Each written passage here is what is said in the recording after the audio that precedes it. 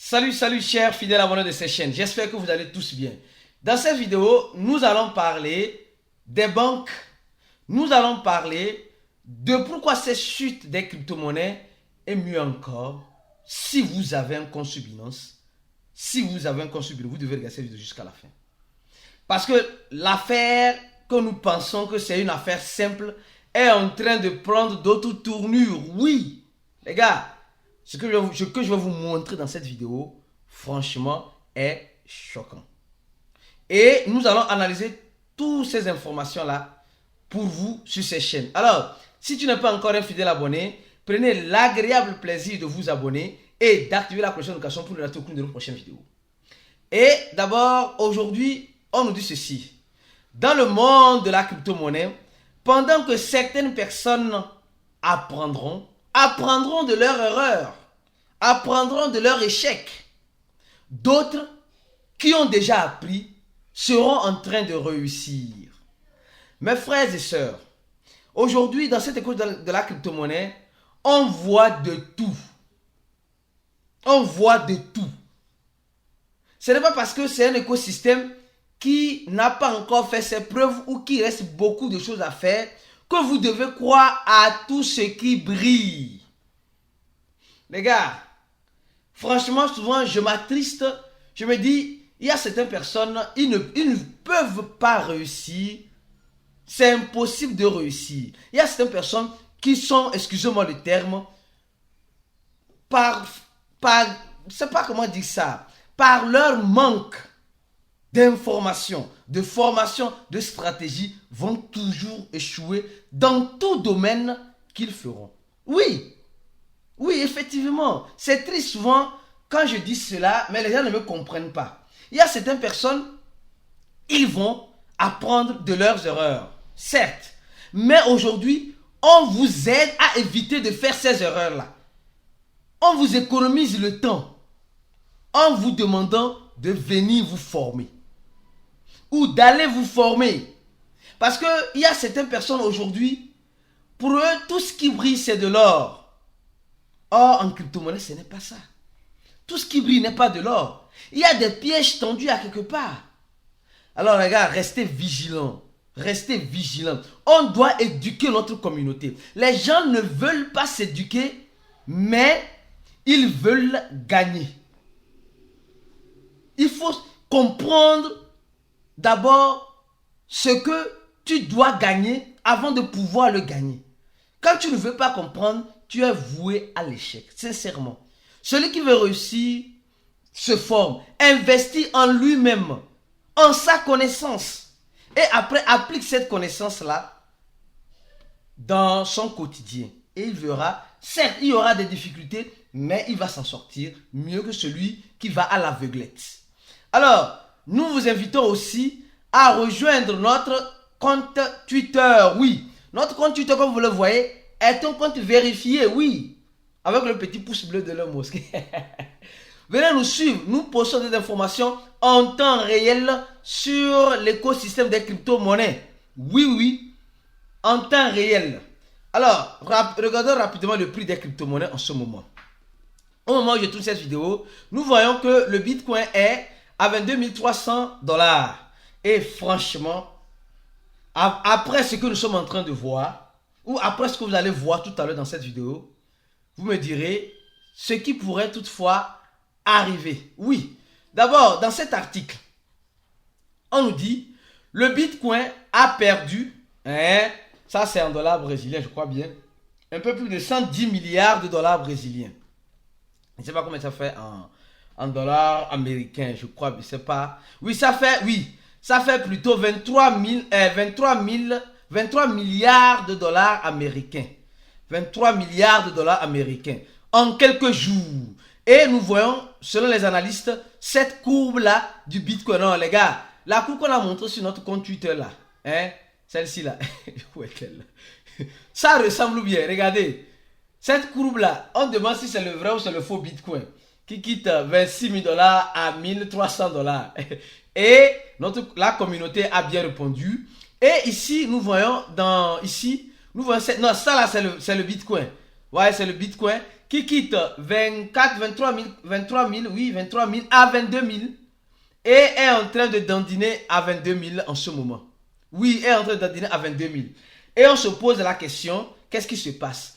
Semblerait-il qu'il y a d'énormes ventes. On dit, comme avec les ventes massives. Actuellement, il y a des gens qui sont en train de vendre massivement leur crypto-monnaie.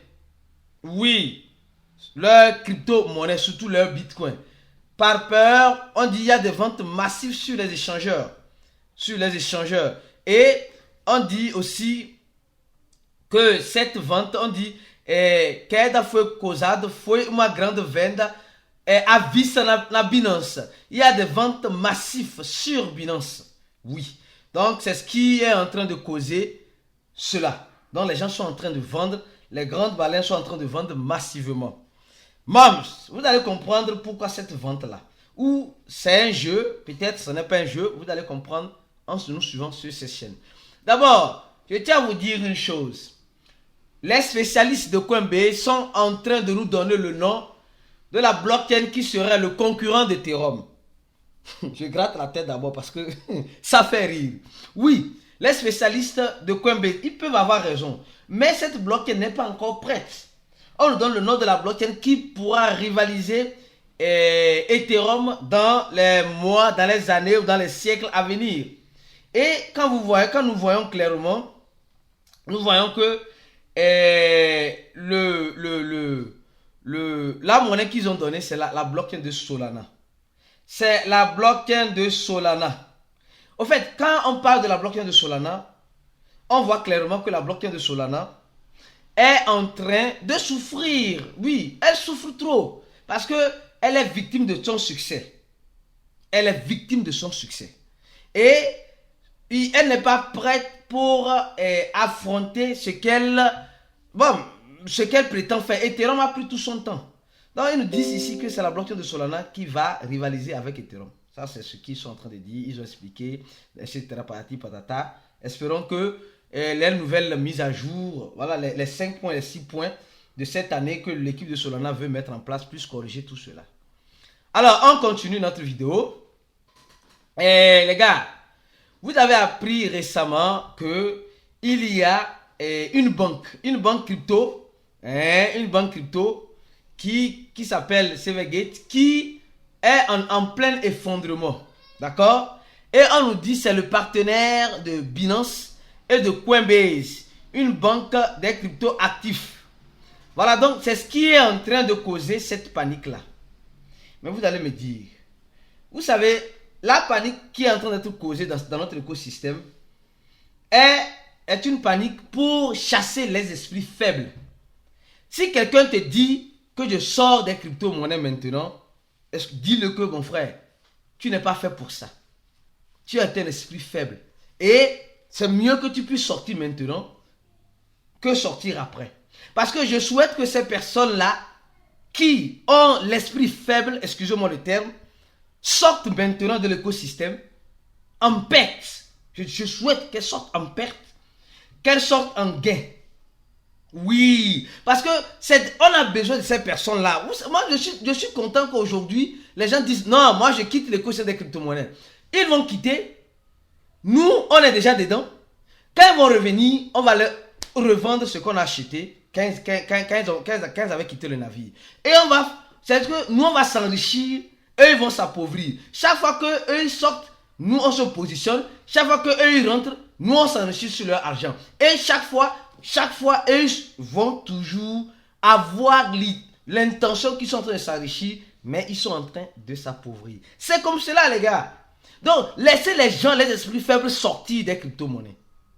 Et nous qui avons l'esprit dur, oui, nous qui prenons le risque, dans le risquage, on va se faire de l'argent sur ceux qui sont en train de sortir. Donc, cette banque-là est partenaire avec Coinbase. Coinbase qui a suspendu les transactions déjà, mais pour le moment, on n'a pas encore d'informations de Binance.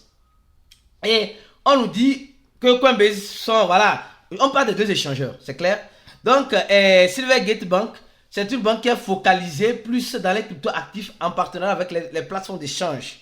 Donc, elle est en train de souffrir actuellement. Elle est en train de souffrir actuellement, oui. actuellement, ce qui fait que l'incertitude est en train de régner, parce que c'est une grande banque en partenariat avec des grands échangeurs crypto. Donc, l'incertitude est en train de régner en ce sens-là. On dit, JP Morgan affirme que cette banque-là deve que vender seus actifs qui está no prejuízo. Ils sont en train de vendre leurs actifs bien qu'ils sont en perte. Donc ça veut dire que quelque chose est en train de se passer. Quelque chose est en train de se passer. On dit, aux banques tiennent $1 milliard de deposit in exchange. La banque avait déjà son argent sur FTX. Bon. Maintenant, on continue maintenant. Venons-en maintenant sur Binance. Et non, avant, on va parler de cette information. Vous voyez, il y a certaines banques. On va parler plus des banques et des cryptos. Les gars, il y a certaines banques actuellement, surtout comment l'appelle-t-on? Je crois bien, c'est en Angleterre. Voilà, merci. En Angleterre, qui refuse que le public qui vit sur le territoire puisse prendre leur argent, puisse prendre les cartes de crédit de ces banques-là pour acheter des crypto-monnaies. Pourquoi cette peur-là? Si les crypto-monnaies sont si mauvais que ça, pourquoi refuser aux gens de pouvoir acheter les crypto-monnaies avec les cartes bancaires? Oui. Et cette banque-là a déjà banni, je crois depuis 2021, a été banni sur la plateforme Binance, a été interdit déjà. Donc, ce n'est pas d'aujourd'hui. Au même moment, il se prépare pour les CBDC. Au même moment, il veut couper le pont entre la monnaie fiduciaire et les CBDC. Donc, les banques sont un peu perdues en ce moment et profitent de cette incertitude-là. Ils doivent s'aimer la panique afin de pouvoir imposer le CBDC. C'est ce qu'ils sont en train de faire. Je ne vais pas faire cette analyse maintenant. Je continue ma vidéo lentement et sûrement. Maintenant, on va attaquer le gros lot. Oui. D'abord, c'est triste, hein. Binance qui est en train d'être accusé de copier l'idée des autres. D'abord, bon, on nous explique ici, Binance a lancé l'intelligence artificielle qui va produire des NFT, qui va générer des NFT. Et semblerait-il que cette idée-là ne vient pas de Binance, ne vient pas de Picasso comme Binance nous affirme, mais elle vient de Cash Casso. Cash Casso est le premier c'est un groupe de jeunes coréens, je crois, de la Corée du Sud, je crois bien, qui ont mis l'idée en place. Et en 2021, voilà, les voici ici. En 2021, ils ont gagné le prix de Hackathon au niveau de Binance. En 2022 plutôt. Hackathon au niveau de Binance, ils ont gagné 5000 BUSD pour leur idée de générer grâce à l'intelligence artificielle et les NFT. Donc, Binance a juste, Binance les a récompensés certes, mais Binance a juste copié l'idée. Binance a juste copié l'idée de Cash Casso en Picasso. Et maintenant, il y a certains utilisateurs de Binance qui voulaient aider à l'évolution de cette intelligence artificielle au niveau des NFT, qui sont déçus, qui sont vraiment déçus, et ils se demandent même si le code de cette intelligence artificielle est safe, c'est-à-dire qu'elle est sécurisée. Au même moment, Binance est en train d'être accusé partout. Mais les gars, moi je vous apporte juste l'information. Après, je vais vous donner mon point de vue. Donc, ça c'est la première accusation. Deuxième accusation, les gars, c'est celle-ci. Les gars, on nous dit, il y a cet utilisateur Twitter qui nous dit simplement que Cézanne est en train de se cacher. Quand même, cacher, c'est trop fort. Les gens aussi exagèrent. Vous ne trouvez pas. Cézanne est en train de se cacher comment appelle-t-on, à Dubaï. Il espère avoir la protection des autorités de Dubaï. Et on nous dit simplement que Binance, les sénateurs américains déclarent que Binance est risqué. Et voilà le document sur lequel j'ai pu avoir accès aujourd'hui et je vous partage ce document. C'est un document de 8 pages. Je vais vous résumer juste ce document-là. C'est un document de 8 pages. Mais d'ores et déjà, les gens qui sont dans notre groupe VIP, les gens qui ont voulu, qui nous ont fait confiance, qui ont voulu se former avec nous, si vous voulez vous former avec nous, le lien se trouve en description de la vidéo. Nous donnons les analyses complètes. Ici, nous les donnons à moitié. Ceux qui sont VIP reçoivent l'analyse complète dans le groupe VIP. De la situation de l'écosystème, de notre écosystème des crypto-monnaies. Alors, donc, le lien se trouve juste en description de chaque vidéo. De chaque vidéo, vous appuyerez juste sur ce lien-là. Juste sur ce lien-là et vous allez remplir le formulaire. Vous allez payer $80 et vous avez accès à notre cours aux stratégies, tout ce qui va avec. Et même le support en inbox. On pourra vous aider. Je dis bien, vous devez faire partie d'abord du cours du groupe VIP avant de pouvoir avoir accès aux administrateurs. Même moi-même, vous aider en inbox dans un problème que vous aurez peut-être. Alors donc, venez nous rejoindre si vous voulez vous former.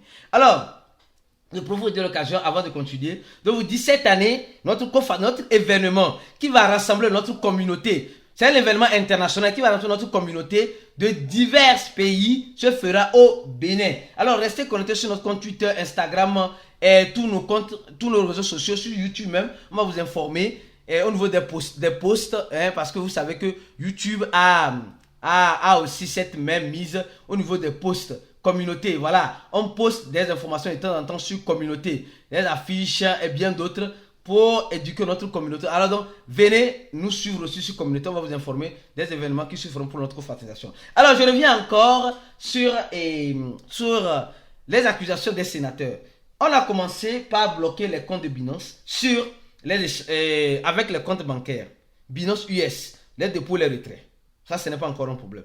On a commencé par attaquer Binance, que Binance est en quelque sorte la pièce maîtresse qui a fait effondrer FTX. Ça, ce n'est pas un problème. On a commencé par attaquer le stablecoin de Binance, le BUSD, en disant que le BUSD n'est pas clair comme de l'eau de roche. Ça, ce n'est pas encore un problème. On a commencé maintenant par attaquer l'échangeur Binance aux États-Unis. Ça, ce n'est pas encore un problème. On a maintenant commencé par attaquer maintenant de façon agressive les responsables de Binance. Franchement, je trouve que c'est trop, les gars. Je trouve que c'est trop. Oh! Mais qu'est-ce que Binance a fait aux Américains? Non, franchement. Franchement, les gars, disons-nous la vérité. Regardez très bien. On nous dit simplement, on dit le Sénat. Le Sénat.